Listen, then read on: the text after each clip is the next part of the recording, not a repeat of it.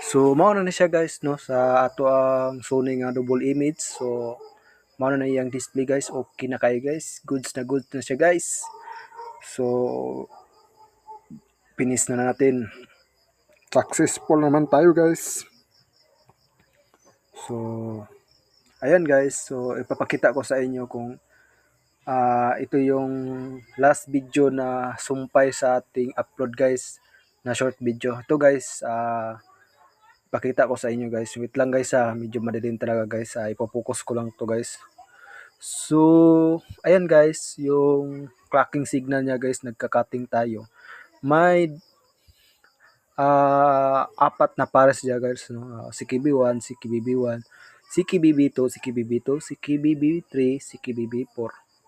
So, ano guys, nag-cut tayo sa ano guys, CKBB1 at saka CKBB2, dalawang pares guys. So, ang CKBB3 ug CKBB4 dinugtong ko na lang guys kasi po kabilaan na po yung sira niya guys. So, na cutting din ako guys sa DC-DC niya guys, yung protect niya guys no. So, diyan sa mismong IC. Ayan guys oh, yun, yan, diyan. Tatlong pin niya guys.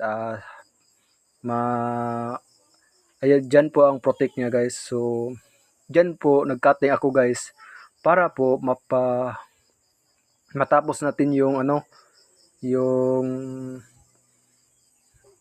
problema issue, problem LCD issue. So yan guys, so diyan siya po tumino guys no. So okay na siya guys. So yung nakita nyo guys, ayun na po. Goods na siya guys no.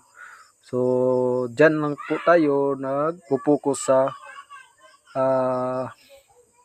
ating channel guys, clocking signal guys. Yung tinuturo ko yung last video ko guys, yun.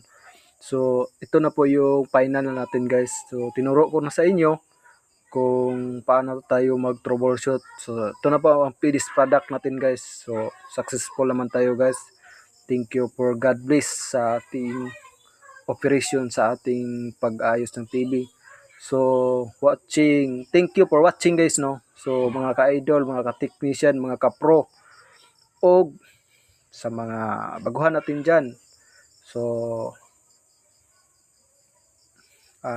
okay na po yung kuha So thank you for watching guys no. Diyan lang po tayo at thank you.